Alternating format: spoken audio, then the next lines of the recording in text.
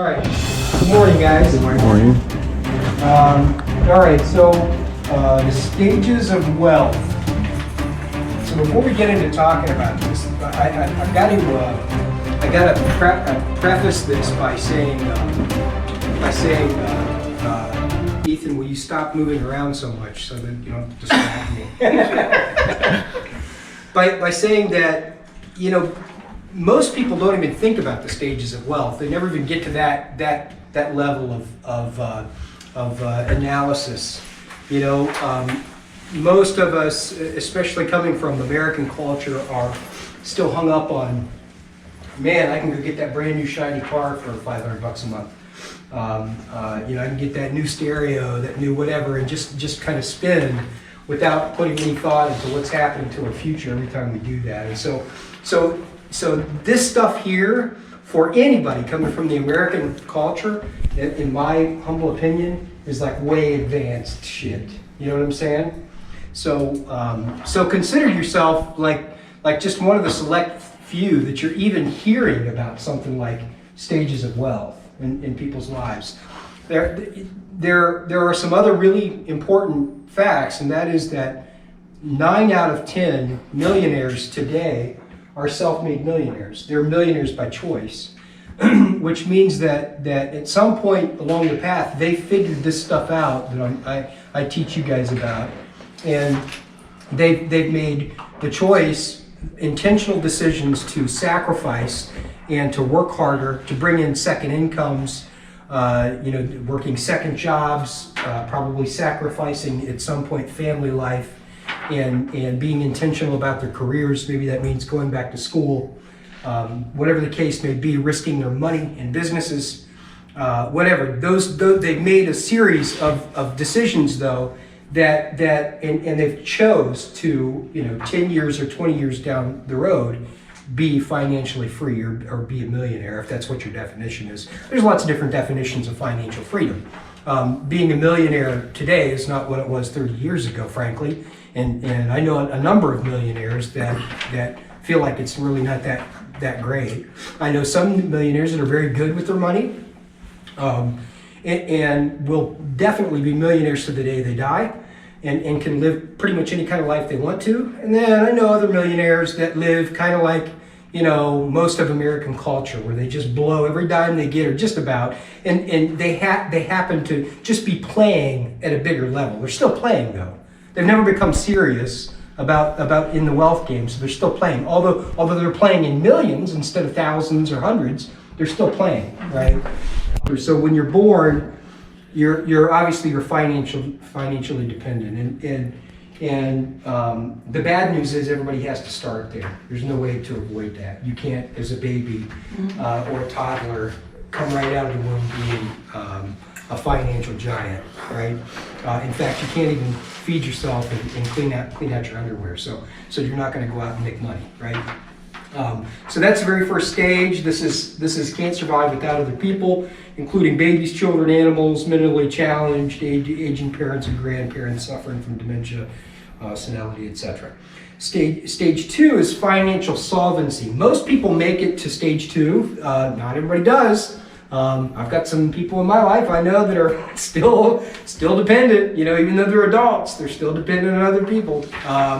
Most people do, fortunately, make it to stage 2, financial solvency, which means your job pays your bills. Now you don't have to go to mama anymore. And daddy and grandma and grandpa aren't buying your stuff for you, at least not out of necessity. If they do, it's likely a gift. Because you're able to go out and work your job and use your job to pay your bills. That's financial solvency. It's stage 2, right? Unfortunately, a lot of people don't make it beyond financial solvency. It's about, I think, 8 out of 10 in the U.S., 7 out of 10 I know for sure. 78% I think is the actual statistic. Last they checked, and I think that came from 2017, so it's relatively recent. That 8 out of 10 people are just financially solvent. And even then, some of that is questionable because they're relying on a credit card. So if you're having to go borrow to live your lifestyle, if you got to borrow, to live your lifestyle, then are you really stable, right? Are you really solvent? Right? Are you really relying on just your job and your income and the resources that you're able to gain in this life to take care of your obligations? You're really not. You're not. If you have to borrow to do it, you're not. You're not. You're still relying on banks and credit cards. You're still basically a toddler, right? Basically a baby. Let's talk about some truth here, people. You know what I'm saying, right? So stage 3, make sure we didn't, so stage 3, financial stability. So this is where you start to plan. Basically, you start to make financial plans with your life. This is where you build your emergency fund. If you are going to purchase a home, that's likely going to come about here in stage 3. You have, at this point, you probably have started to consider that borrowing and debt are setting you back financially, and so you are probably at least making your attempts to be debt-free if you're not already debt-free. Maybe not including your house. That's a big purchase. You know, a house is tens of thousands of dollars generally, but at least you're on the path now. You've got an emergency fund, which means that if something big happens in your life, you don't go into desperation mode now. Oh shit, you know, the dog just got hit by a car and he needs a $500 leg repair job, and I don't have the money, so I'm in desperation mode now. I love my dog. He's just like my son. You know, if I got to steal that damn money, I'm going to steal it because Sparky is important to me, right? Or a quick trip to the railroad tracks.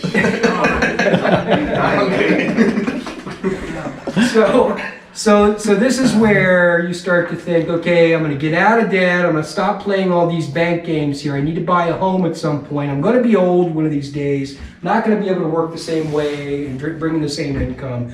And so you start to become more stable. That is stage 3. So just to read it, have an emergency fund of 3 to 6 months. 3 months if your expenses are low and there are 2 wage earners in the home and no immediate risks of income to income like job seasonality, commission-only work, etc. Otherwise, it's advised that you have 6 months worth of cash reserves, because if there's a high risk of jeopardy to an income, then at some point that income will be probably threatened, and you may lose it. So when saving for a house, save 9 months of reserves. So this is where you're going to put back the additional money for the house as well. Look, if you can't save 3 to 6 months worth of reserves to handle Murphy, and when Murphy comes along with problems, you guys have heard of Murphy's Law, anything that can go wrong will go wrong eventually, given enough time. So if you can't save 3 to 6 months for Murphy, then you can't save for a house. Forget it. Don't buy a house because you're not there yet. You're still in the prior stage, right? So this is where you would save for a house, and then after you've got your emergency fund to save for your house, what you do is prior to buying that house and putting a down payment on it, you're going to just increase your emergency fund that much more to make up for that whatever it is, 3 more months worth of expenses or whatever, to be your 20% down on your house is generally what they ask for when you finance a house. Stage 4. Financial progress. So here you have no debt except for your home. Okay, so I guess I went a little bit too far. So here's where you've paid off. You're debt free. You're completely debt free, including your home, or except your home maybe. And you should be making savings and investment progress monthly. So here should be buying or in a position to buy a home on a 15 note or less, and be considering your future investments. Okay, so I guess I went a little bit fast. So 3 is financial stability, 4 is financial progress. So that's where you're out of debt. Now the money that you're getting is going towards more towards savings, and you're considering buying a home here. So that's where you're going to start working on buying your home. And then stage 5 is financial investment, and this is where it really gets fun, to be honest with you. I mean, scary but fun. So the financial investment portion of it. So a lot of people are going to opt to pay off their home, and that's advisable, because if you have no expenses, like except for food and gas, because you're home, because you got to be in a home. right? You're not gonna camp in the woods, not be an effective, phone salesperson and camp in the woods anyway, right? You're gonna stink. People are gonna say, "Dude, you need to take a shower." So you got to have a home, and to have a home, generally, you've got to have a payment for that home. Nobody's just gonna let you chill in your home and not charge anything. So at some point, paying off your home becomes important because it's an appreciating asset, unlike a motor vehicle, which drops in value when you buy it, especially cars. They drop like a rock in value. A home, assuming that you don't buy it in an area where there's a nuclear, lab, and they're dumping shit into the lake, and that it's a really bad area. There's a shooting, every 3 days, someone gets murdered, or they got they're rolling their heads down the hills, Assuming that you buy in a place that people are going to also want to be in the future, your value is going to continue to go up. It's going to go up with the cost of living. It's going to go up with demand. So if you're looking for a place, with good school systems, a nice view of the ocean, whatever, all those things are going to contribute to a house appreciating in value and being a good investment for you in the future. And so at some point you're going to want to own one of those, most likely, so that you can keep all your money. Because once you get the bank paid off and you get the bank out of the way, now it's your home. You don't have to pay anybody shit for it because it's yours. And you can rent it out to somebody else and make money on it now, right? Because it's yours. So my point is that at some point you're going to want to pay off your house. And that will likely be the start of your serious investing, because now if you have paid off all your debts and you've paid off your mortgage and you have no home loan, then you've got a ton of income. If you're still working, you get a ton of income. Now you got all this extra money. Now you got you a big tool that you get to do something with. You can take that money and kind of funnel it in different places and make it do things for you. Do you guys know money does things? It does things. Money does things all by itself. Like little soldiers out there working for you, to bring back some some interest for you, some passive income, some revenue for you, right? So so then it becomes a matter of how risky do you want to be, and what are ultimately what are your life goals, what are your retirement goals, and what kind of lifestyle do you want to live? So you can go from just living on like a nice comfortable life of whatever that is for you. $30,000 a year in Mexico would be a great living.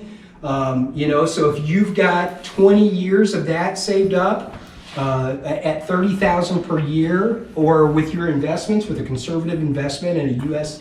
index of 8% a year or something, you can live on that. The 4% rule is what they use to be ultra conservative, but really over about the last 100 years, the markets have produced closer to 8 or even 9 and 10% in some cases.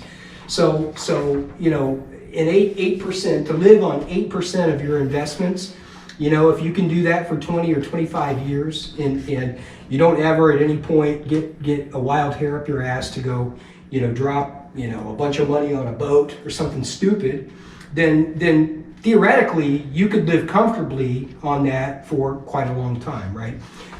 Or maybe that's not enough for you. Maybe you do need $1 million, Maybe you're trying to take Carlos Slim's head off. I don't know. Maybe you want to be like Jeff Bezos, the world's first trillionaire. I don't know. So only you can decide that. But you don't even get to decide that if you don't get to this last phase. And you're not going to get there overnight. You can't come out of the womb as a dependent and jump right into millionaire status overnight. Anybody that tells you that is just trying to steal your money, and they're getting rich off of you buying that bullshit from them. Serious. So the way that it happens is in stages, like this has been described here. And so it's a step at a time, and you can do it. You absolutely can do it, but it's going to happen. It's going to happen deliberately, and it's going to happen in stages.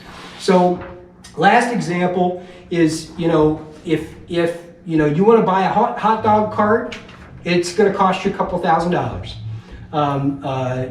Probably maybe your cousin Jose can get it to you for $1,000 because he's a good welder, right? and it's going to produce for you, if you work the hot dog cart, it's going to produce for you maybe 20 grand a year if you're making killer hot dogs, right? But if you can save enough to buy a McDonald's, a McDonald's standard cost of a McDonald's is, I think it's $1 million. It might be over that now. That's been a long time since I've looked at that number. $1 million used to be the number. And so if you buy $1 million, that McDonald's for $1 million, that McDonald's may return for you $250,000 or $500,000 per year in the right location, maybe even $1 million per year, because you can sell a hell of a lot of hamburgers if you got people coming in, right? But you can't play in that game, in the $1 million game, unless you got $1 million. You got access to $1 million, right? And so you can only play where you're at. And so this is how you get to wealth, guys. And it all starts with you figuring out your monthly budget, figuring out how much you got coming in and how much you got going out every month, and you making deliberate decisions about where your money should be going so that you can make some future goals and you can make the determination on how much you should be saving and have saved by what time. That's how it works. Most people don't get out of, man, $500 car. Look at that, all those new features on that thing. You smell that new car smell? Most people can't even break out of that, man, to get into anything like this. But this is how you get there. It's how everybody else does it. There's a couple people that hit the lottery out there, and a couple people that had some wealthy people that died and dropped money on them. But most of them, this is how they did it, just like this. This is how 90% of them did it.